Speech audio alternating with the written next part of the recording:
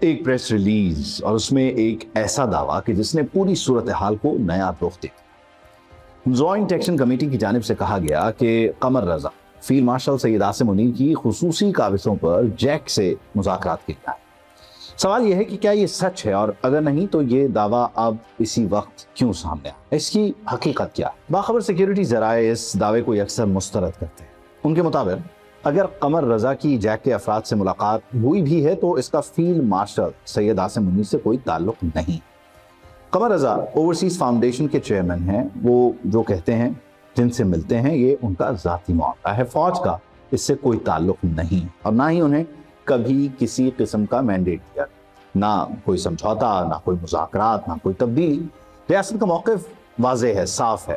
Jack پہلے اپنا دھرنا اور احتجاج ختم کرے، باقی معاملات نئی منتخب اسمبلی طے کرے گی، یعنی قانون کے مطابق۔ یہ لانگ مارچ کا 7واں التوا تھا اور اسے مؤخر کرنے کے لیے قابل قبول وجہ درکار تھی۔ اس دعوے کے پیچھے بیرونی عناصر کو فوج، خصوصاً فیلڈ مارشل کو متنازع بنانے کی خواہش ہو سکتی ہے، جبکہ 2 سیکیورٹی اہلکاروں کی شہادت کے ایک روز بعد توجہ ہٹانے کی بھی کوشش۔ اس تمام سیاسی کھینچتانی کے دوران آزاد کشمیر میں حالات کشیدہ ہیں۔ قیمتی جانوں کا نقصان ہو چکا ہے۔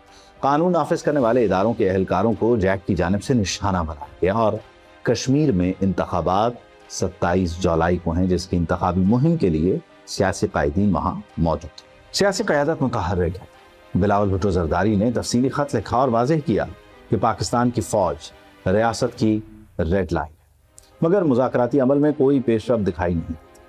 قانون نافذ کرنے والے اداروں نے شیڈیول 4 کی فہرست میں اضافہ کیا۔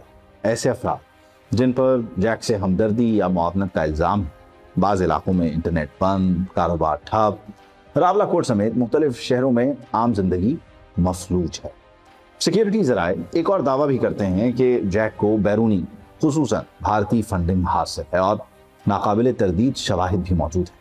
اس کا منہ بولتا ثبوت بھارتی میڈیا کی وہ کوریج ہے جو وہ کشمیر کے لیے دن رات کر رہا ہے۔ جیک کی سپورٹ واضح ہے۔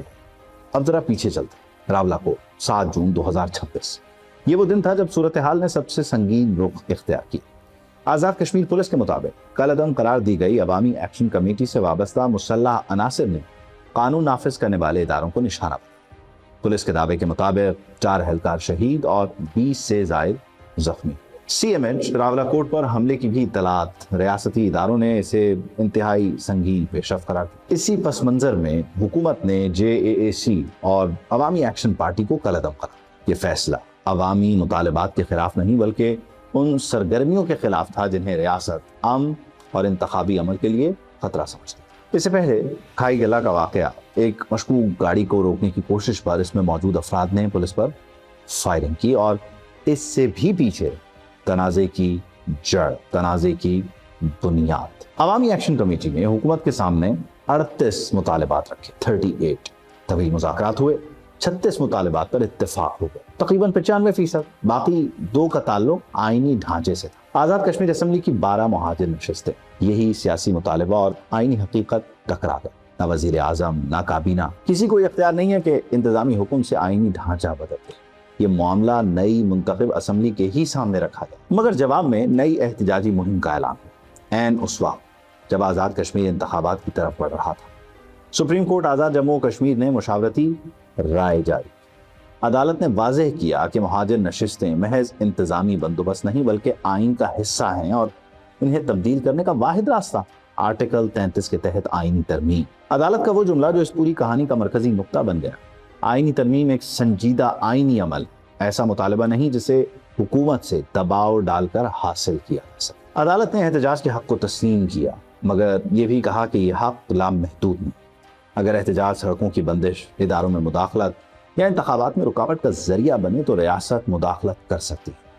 آرٹیکل 22 سب کلاس 4 کے تحت مقررہ وقت پر انتخابات کروانا ریاست کی آئینی ذمہ داری ہے۔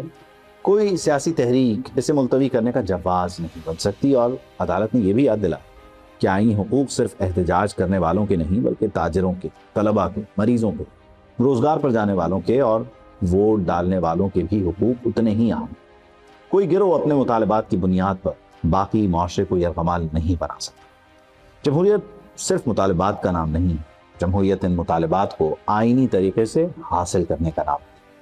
آئینی سوالات کا فیصلہ سڑکوں پر نہیں بلکہ اسمبلی کے اندر ہوگا۔ راستہ محض آرائی نہیں بلکہ ووٹ ہے، دباؤ نہیں نمائندگی ہے، اور احتجاج نہیں آئینی طریقہ کار ہے۔